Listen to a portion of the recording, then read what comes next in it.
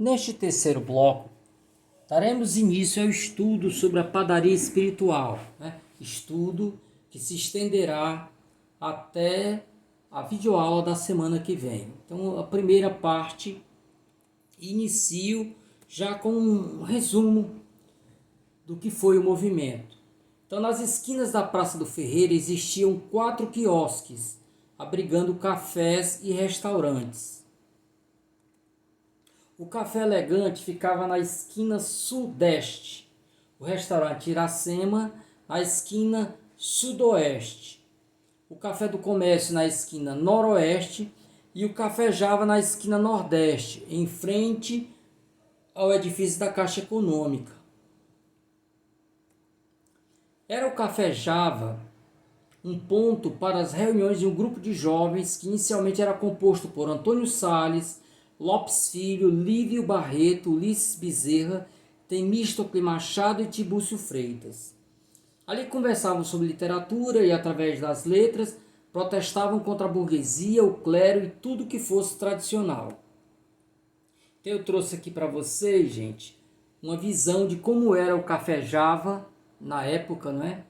Ele foi fundado em 23 de junho de 1887 e demolido em 1925, quando a praça passou por uma reforma.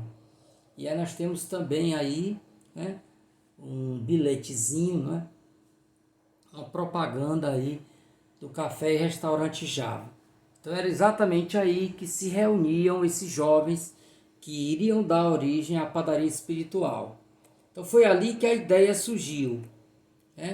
Ali nasceu a ideia da criação de uma original agremiação, a qual tinha como meta inicial despertar nos moradores próximos o gosto pela literatura, que na década... Desculpem. Que na década que a agremiação foi fundada andava um pouco esquecida. Antônio Salles lhe deu o nome de Padaria Espiritual e ela foi solenemente instalada às 19 horas do dia 30 de maio de 1892 no armazém de exportação de propriedade do comerciante José Bruno Menescal, que ficava no número 105 da rua Barão do Rio Branco. À época chamava-se Rua Formosa. O programa de instalação feito por Antônio Salles não permitia que se usassem em quaisquer publicações palavras estrangeiras que não as nativas do Brasil, numa postura radicalmente nacionalista. Então, nesse ponto, ele precede a geração de 22, toda aquela defesa intransigente do nacionalismo. Então. Teve 2 fases. A primeira vai de 30 de maio de 1892 até 27 de setembro de 1894. E essa primeira fase investiu mais na pilhéria e na zombaria. A segunda, de 28 de setembro de 1894 até 20 de dezembro de 1898, quando se extingue o Grêmio, foi menos brincalhona e mais voltada para os trabalhos de maior fôlego. Agora, é importante essa observação. A pilhéria, no entanto, jamais deixou de ser praticada.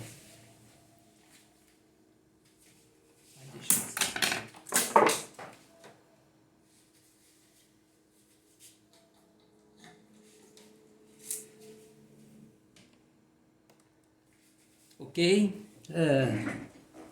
Então é importante entendermos que a pilhéria continuou apenas em menor monta, mas os gracejos, a molecagem perdurou, foi uma das marcas da agremiação. Ok? A importância do movimento se deu pelo fato de ele haver proporcionado a consolidação do realismo e, posteriormente, o nascimento do simbolismo no Ceará. Sobre a inauguração, sobre o evento que deu início às festividades que marcaram o início da solenidade, nos diz Adolfo Caminha: sem as formalidades do estilo, realizou-se anteontem às 7 horas da noite, no respectivo forno, que era o local onde havia as reuniões, a instalação desta fenomenal sociedade de rapazes de letras. Fenomenal, dizemos, porque efetivamente a padaria espiritual a julgar pelos estatutos e pela boa vontade dos forneiros, constitui um fenômeno e dos mais curiosos deste fim de século. Há muito não assistimos uma festa tão original. Basta dizer que não houve casaca, nem luvas, nem discurso e nem chá de garfo. A leitura dos estatutos, primeira parte do programa, provocou gerais e estrepitosas gargalhadas, sendo para notar o vivo interesse do auditório pela nova espécie de padaria, que se achava repleta de convidados. Seguiu-se a leitura de cartas dirigida pelos forneiros Moacir Jurema e Félix Guanabarino, a Ramalho Ortigão e Guerra Junqueira. Aqui nós temos Moacir Jurema, que é o próprio Antônio Salles, e Félix Guanabarino, o Adolfo Caminha. Então eles dois fizeram a leitura de cartas que dirigiram a dois escritores portugueses, Ramalho Ortigão e Guerra Junqueira, as quais foram ouvidas ao som de palmas sucessivas. Leram trabalhos literários os padeiros Policarpo Estouro, uma primorosa poesia dedicada a Alfredo Peixoto, verdadeira joia de subido valor artístico, Lucas Bizarro, um espirituoso soneto, e Alcino Bandolim, uma bela poesia, seguindo-se a parte musical, execução ao piano da valsa Pão Duro, composição do Maestro Nascimento, pelo professor Senhor Jorge Vitor. Em suma, uma bela festa a que assistiram diversas senhoras e cavalheiros da nossa melhor sociedade. Foram distribuídos gratuitamente os estatutos impressos da nova associação. Agradecendo o convite que nos foi enviado, fazer os votos para que os esperançosos padeiros consigam, à força da vontade e perseverança, aperfeiçoar o gosto literário entre nós. Então, palavras de Adolfo Caminha, um dos membros da Padaria Espiritual. Aqui nós temos, gente, uma imagem de uma das sedes da Padaria Espiritual, localizado também na Rua do Barão do Rio Branco, por trás do Cine de São Luís. Ok?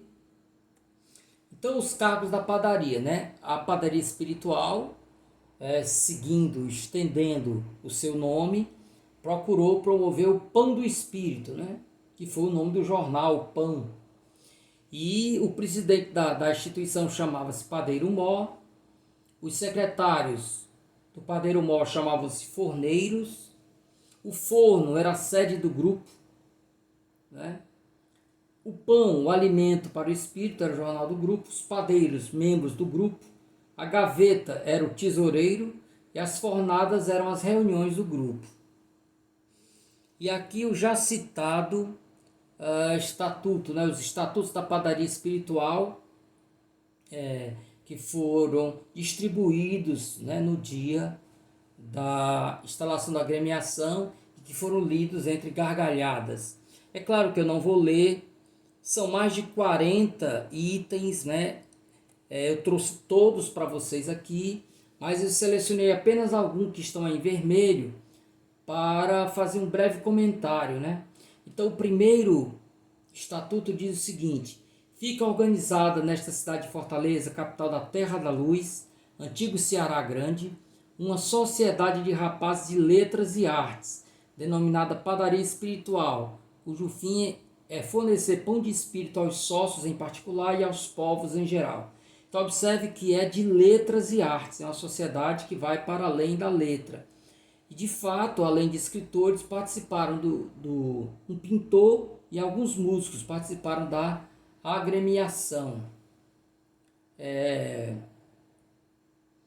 Entre eles o maestro Henrique Jorge, né, que hoje dá nome a um bairro. Eu separei também a número 5. Haverá um livro especial para registrar-se o nome comum e o nome de guerra de cada padeiro, sua naturalidade, estado, filiação e profissão, a fim de poupar-se a posteridade do trabalho dessas indagações.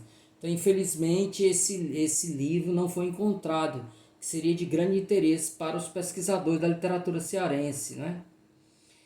O número 7 fala da bandeira, né? O distintivo da padaria espiritual será uma haste de trigo cruzado de uma pena, distintivo que será gravado na respectiva bandeira, que terá as cores nacionais. Na verdade, a bandeira era vermelha, né? E não com as cores nacionais. Mais outro item que eu separei do estatuto, né? Número 11, né? Essas dissertações serão feitas em palestras, sendo proibido o tom oratório sob pena de vaia, né? Então aí nós temos o tom da molecagem cearense, a história da vaia. Quem não lembra da famosa vaia ao sol na Praça do Ferreira? Depois de dias de chuva, o sol abriu novamente e o sol foi vaiado, né? Então a população queria que continuassem as chuvas. Outro que eu separei foi o número 21. Será julgada indigna de publicidade qualquer peça literária em que se falar de animais ou plantas estranhos à fauna e à flora brasileiras, como cotovia, olmeiro, rouxinol, carvalho, etc. Né? O nacionalismo, portanto, nós vemos aí o nacionalismo até exacerbado, que a semana de 22 pregaria 30 anos depois. Né? 29. Organizar-se-á um calendário com os nomes de todos os grandes homens mortos. Haverá uma pedra para se escrever o nome do santo do dia, nome que também será escrito na ata, em seguida a data respectiva. Então esse foi um item que logo caiu no esquecimento, figurou apenas nos primeiros dias da agremiação. No 34, a padaria espiritual obriga-se a organizar, dentro do mais breve prazo possível, um cancioneiro popular genuinamente cearense. Então não foi cumprido, apenas algumas trovas saíram em O Pão. Né?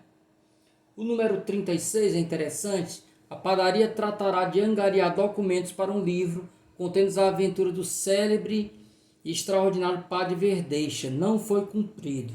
Então eu estou mandando para vocês um cordel que eu escrevi junto com um poeta, meu amigo Evaristo, né? E eu mandarei para vocês esse poeta, esse cordel que fala sobre a vida do Padre Verdeixa.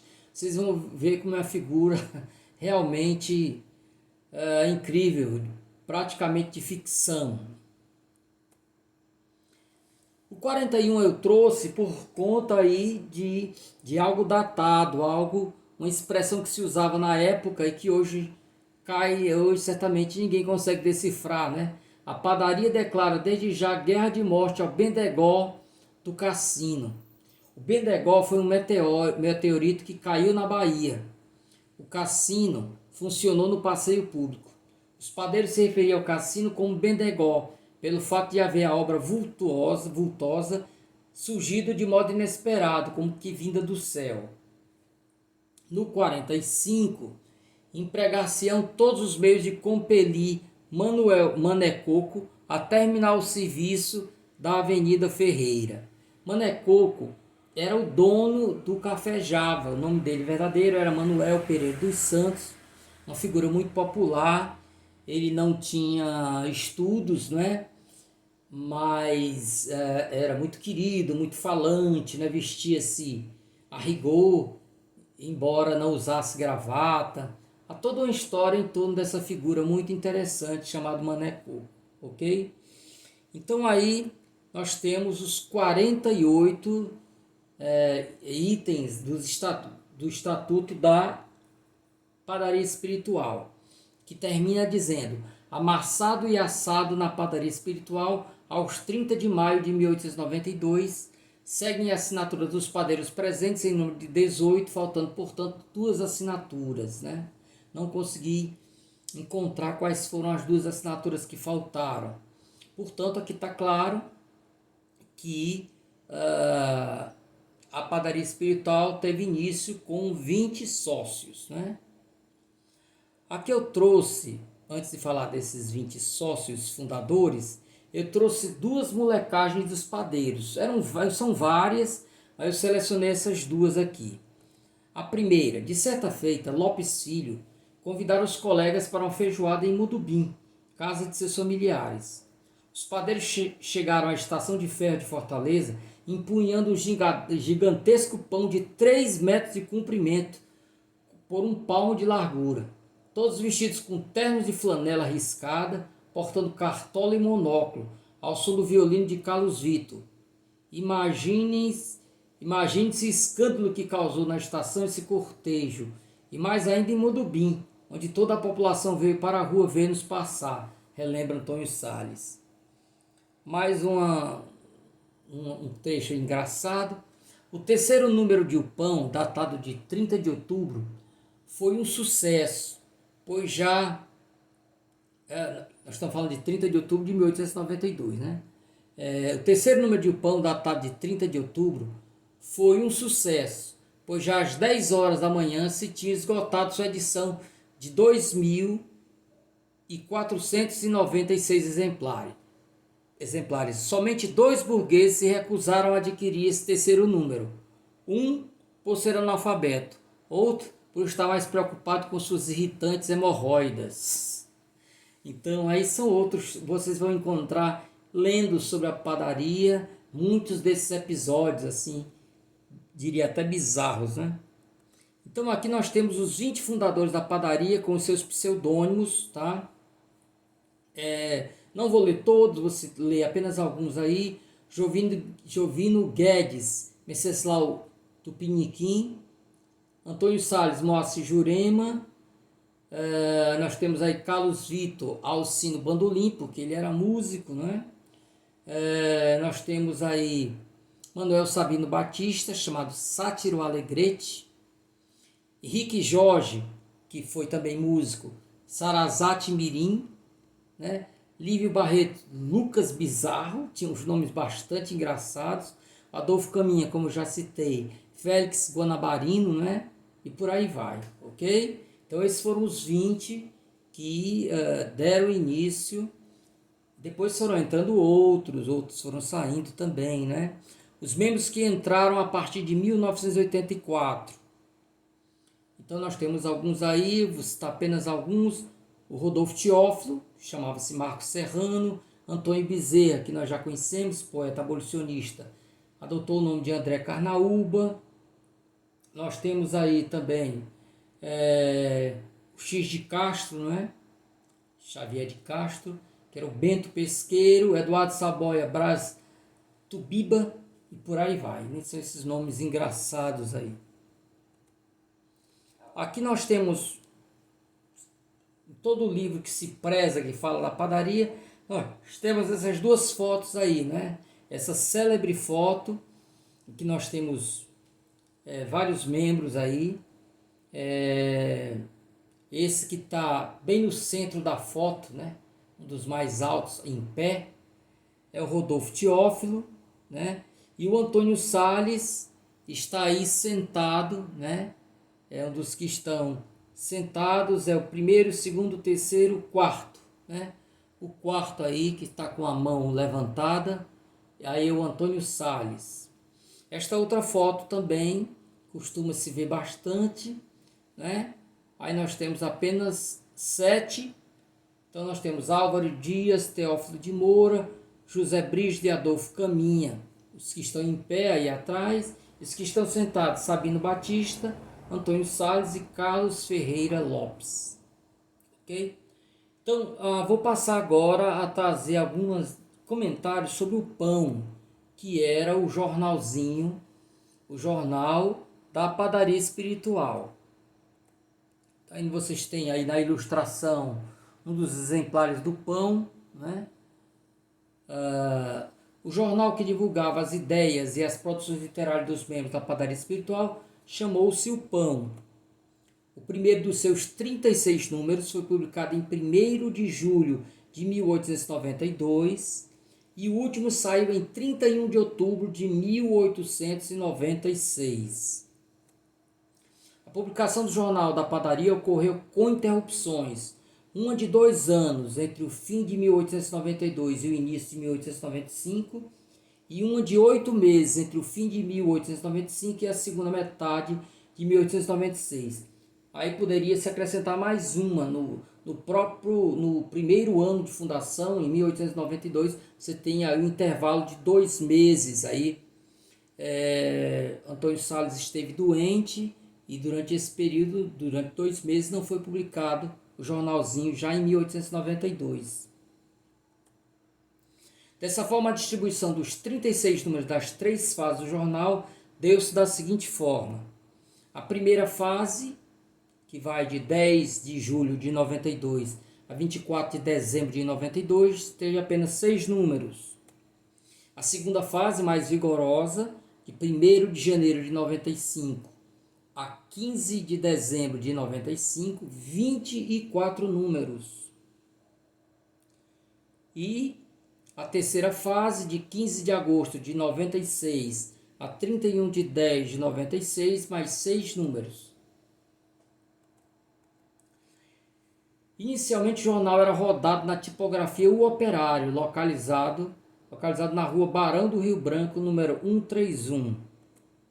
Saía aos domingos pelo preço de R$ 60, mas logo no terceiro número subia o preço para R$ 100. Os próprios padeiros saíam a pé pela Praça do Ferreira para vender o jornal. Depois de algumas circuladas na praça, seguiam para o Café Java. Uma das seções mais lidas era o Saco de Ostras, espécie de paródia ao Cofre de Pérolas, do jornal O Estado do Ceará.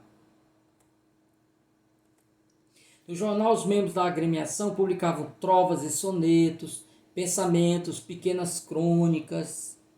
Na primeira fase, durante 6 edições, Antônio Salles manteve a seção Malacachetas, a qual publicou pequenos cromos, sonetos heptassílabos, quer dizer, com 7 sílabas poéticas, humorísticos, leves, retratando episódios domésticos. Na semana que vem, quando tratarmos da literatura de Antônio Salles, eu vou trazer 2 desses sonetos publicados no Malacachetas. No jornal eram ainda divulgados livros, fosse ou não de membros do grupo, e notícias, né?